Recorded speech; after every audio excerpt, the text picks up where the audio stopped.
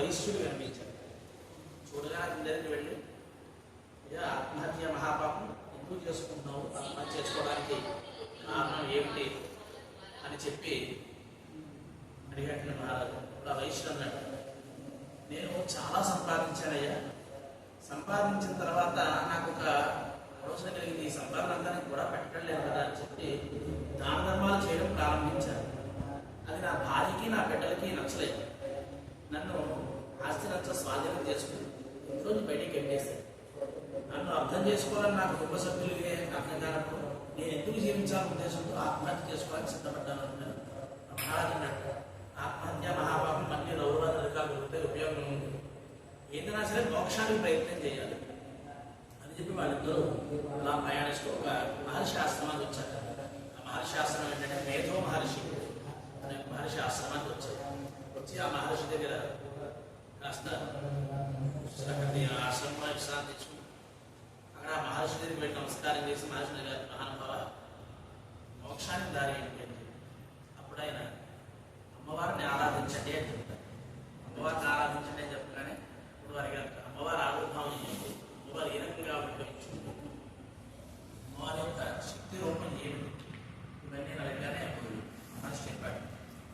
పూర్వం కల్పాంతం ఉన్నాడు, కల్పాంతంలో విష్ణువు నిద్రలో మాట్లాడాడు.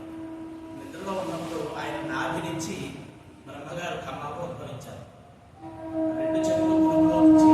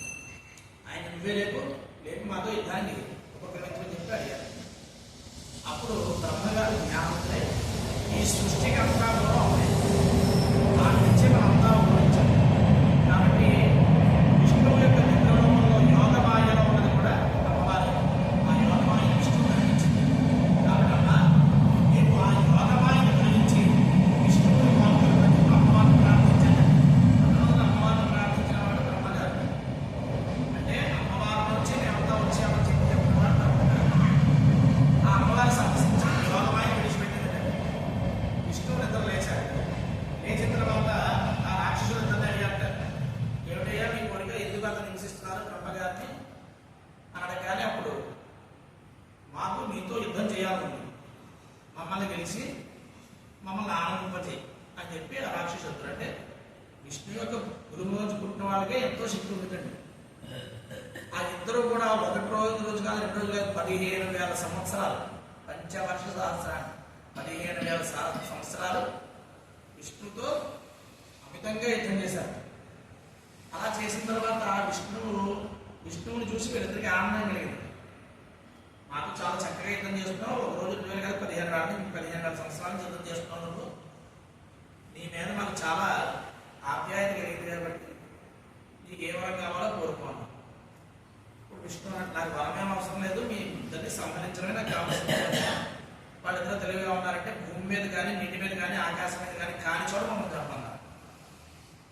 ఈ 3 లేని చోటు ఎట్లుంటుంది?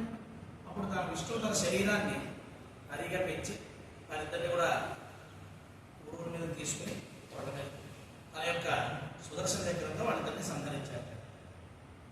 అలా మొట్టమొదటి అమ్మవారి ఆవిర్భావం జరిగిందనేది శాస్త్రం.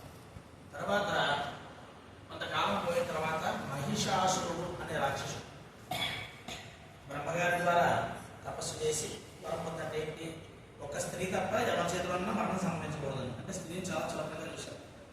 వాడికి తెలియని విషయం ఏంటంటే మనం నిత్యం కొలిచే గాయత్రి మంత్రం పుట్టింది అమ్మవారు స్త్రీ, అలాగే సృష్టికి మూలం అమ్మవారు. ఇదేమీ తెలియని మూర్ఖత్వంతో స్త్రీ తప్ప ఎవరి చేతుల్లో మరణం కలగకూడదు మనం కోరుకున్నారు. దేవతలను హింసించడం వల్ల వాళ్ళు చాలా బాధతో ఆక్రోషంతో దేవతలందరూ కూడా ఒక చోట సమావేశం అయ్యారు. వారందరి శరీరంలోంచి వచ్చిన తేజస్సుతో అమ్మవారి రూపం ఏర్పడింది. ఆ రూపానికి దేవతలందరూ కూడా ఆయుధాలు ఇచ్చారు. ఇచ్చి మనం ఆ మహిషాసుని సంహరించాలి అని చెప్పి ప్రార్థించగానే అమ్మవారు ఆ మహిషాసులతో యుద్ధం చేసి ఆ శరీరాన్ని మహిషాసుని మొత్తం అందరినీ కూడా సంహరించింది. ఇది మనకి మొదటి అధ్యాయంలో 3 అధ్యాయాల్లో వస్తుంది. 4వ అధ్యాయంలో అమ్మవారిని దేవతలందరూ కూడా ప్రార్థించి సాధన చేసిన తర్వాత అమ్మవారిని హిమాలయాల్లో వెళ్ళి తపస్సు చేసుకుంటాను, ఏ కష్టం కలిగినా వస్తానని చెప్పి అమ్మవారు వాళ్ళ నుంచి వెళ్ళిపోయారు. 5వ అధ్యాయంలో శంభులు అనే రాక్షసులు దేవతల వాళ్ళ వరాన్ని పొంది మొత్తం దేవతా సామ్రాజ్యాలంతా స్వాధీనం చేసేసుకున్నారు. చేసుకోవడం ద్వారా వారు దేవతలందరూ కూడా చాలా కష్టాలు అనుభవిస్తున్నారు. ఆ అనుభవిస్తున్న సమయంలో ఈ చండముండులు అనేది 2 రాక్షసులు ఉన్నారు. ఈ శంభులు ఇద్దరు కూడా ముఖ్యమంత్రులు అనమాట. వాళ్ళిద్దరూ కూడా ఒకనాడు హిమాలయాలు విహారయాత్రకు వెళ్ళారు. అక్కడ అమ్మవారిని చూశారు. చూడగానే అప్పుడు అనుకున్నారు, దేవతా సామ్రాజ్యము మొత్తం అంతా కూడా విశ్వమంతా మన రాజు చేతుల్లో ఉంది. ఈమె మహాసౌందర్యవతి. ఈమె కనుక మన రాజుల దగ్గర ఉందంటే ఇంకా ఏది చూసుకోవాల్సిన అవసరం లేదు అని చెప్పి వెళ్ళి మహారాజు అందరికీ చెప్పారు. మహారాజు ఇద్దరికి చెప్పగానే ఆ మహారాజు దూతను పంపించారు. దూమలో సుగ్రీవుడనే దూతను పంపించారు. ఆ దూత అమ్మవారి దగ్గరికి వెళ్ళాట. వెళ్ళి అమ్మవారిని అడిగాడు, ఇలాగ మా రాజుని వివాహం చేసుకోవాలి, చేసుకున్నట్లయితే మొత్తం ప్రపంచమంతా మా యొక్క రాజుల ఆధీనంలో రాజు చాలా గొప్పవాడు, చాలా దేవతలనే ఆధీనంలో పెట్టుకున్నవాడు అని చెప్పలేదు. అప్పుడు అమ్మవారు చాలా సంతోషంగా అయితే నాకు ప్రతిజ్ఞ ఉంది, నేను ఎవరితో యుద్ధం చేసి వాళ్ళ చేతిలో ఓడిపోతాను, వాళ్ళని వివాహం చేసుకోవాలని అనుకున్నాను అని చెప్పగానే అన్నాడు, సామాన్య స్త్రీని వారు మహాభగవంతుడు స్త్రీలో ఒకటి చేస్తారు, అలా ఎందుకు వివాహం చేసుకున్నాను. లేదు, మీ రాజుకి ఏ ప్రతిజ్ఞ ఉందో నాకు కూడా అదే ప్రతిజ్ఞ ఉంది కాబట్టి నన్ను ఓడికి మహాభగవంతుడు అని చెప్తున్నావు కాబట్టి ఓడికి తీసుకెళ్ళను, వివాహం చేసుకోండి అని చెప్పగానే మహారాజు చెప్పి చెప్పలేదు. చాలా కోపంతో ధూమ్రదోషుడు, ధూమ్రము అంటే పొగ రూపంలో ఉన్న రాక్షసుడిని పంపించారు. ఆ రాక్షసుడితో అమ్మవారు యుద్ధం చేసి ఆ ధూమ్రదోషుడిని సంహరించింది. 6వ అధ్యాయం కింద వస్తుంది. 7వ అధ్యాయంలో చండముండులు అని మంత్రులు ఉన్నారు కదా, వాళ్ళిద్దరూ వెళ్ళారు. వాళ్ళిద్దరినీ కూడా అమ్మవారు సంహరించింది. చండముండులను సంహరించింది కాబట్టి అమ్మవారు చాముండా చండిగా అనే నామకరణం వస్తుంది. 8వ అధ్యాయంలో రక్తబీజుడు అనే రాక్షసుడు. రక్తబీజుడు అంటే తను ఒకసారి వచ్చిందనుకోండి అమ్మవారు, ఆ రక్తం భూమి మీద పడితే ఎన్ని చుక్కలైతే రక్తం పడిందో అంతమంది రక్తబీజులు ఉద్భవించేస్తూ ఉంటారు. అప్పుడు అమ్మవారు వైష్ణవి రూపాన్ని ధరించి భూమి అంతా కూడా విస్తారంగా నాలుగుని పరిచి ఆ రాక్షసులందరినీ కూడా నాలుగు మీద తీసుకొచ్చి అమ్మవారు ఒక్కసారిగా సంబంధించి రక్తస్రావం చేస్తుంది. దాంతో 8వ అధ్యాయంలో ఆ రక్తబీజుడు సంహరింపబడ్డారు.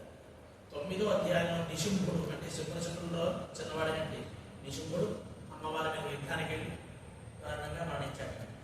10వ అధ్యాయంలో శంభుడు కూడా అమ్మవారి మీద యుద్ధానికి వెళ్ళి మరణించాడు. 11వ అధ్యాయంలో దేవతలందరూ కూడా అమ్మవారిని నారాయణీ స్వరూపంగా స్తుతించారు, అమ్మవారిని ప్రార్థించి శాంతింపజేశారు. 12వ అధ్యాయంలో అమ్మవారు దేవతలకి మనుష్యులకి అందరికీ కూడా వరాలు ఇచ్చింది. ఈ చండీ సప్తశతీ పారాయణ హోమం చేయడం వల్ల సకల భూత దోషాలు నివారణ జరుగుతాయి, సకల కష్టాలు నివారణ జరుగుతాయి, సకల ఐశ్వర్యాలు కలుగుతాయి అని చెప్పి అమ్మవారు దేవతలకి మనుషులకి కూడా వరాన్ని ఇచ్చింది. 13వ అధ్యాయంలో ఈ రాజు ఈ షావుకారు ఇద్దరు కూడా అమ్మవారిని ధ్యానించి అమ్మవారు ప్రత్యక్షమైన తర్వాత వరాలను పొందుతుంది. అడిగి ఇద్దరు కూడా మోక్షాన్ని ఇమ్మన్నారు. మోక్షాన్ని అంటే మహారాజు కాదు, ఇంకా నువ్వు రాజ్యపాలన చేసి సస్యశ్యామలంగా చేసి ఒక మన్వంతరానికి బరువుగా వెలిగిపోతావు కాబట్టి ఇంకా నీకు సమయం ఉందని చెప్పి రాజుని రాజ్యానికి పంపించి యుద్ధంలో గెలిచేలా చేసి రాజ్యాన్ని స్వాధీనం చేసేలా చేసింది. వైశ్యుడికి మోక్షాన్ని ఇచ్చింది కనుక ఈ 13 అధ్యాయాలు ఎవరైతే పారాయణ చేస్తారో, ఎవరైతే హవనం చేసుకుంటారో వారి కుటుంబం అంతా కూడా శత్రుదోషం కలిగి భూత దోషాలు తొలగి అలాగే సకలైశ్వర్యాలు సకల సంపదలు కలుగుతాయని చెప్పి సాక్షాత్తు అమ్మవారే చెప్తుంది. ఆ యొక్క చండీ హోమం కూడా మీరు ఈరోజు చేసుకుంటున్నారు. ఎందుకంటే మీ జాతకంలోనూ అబ్బాయి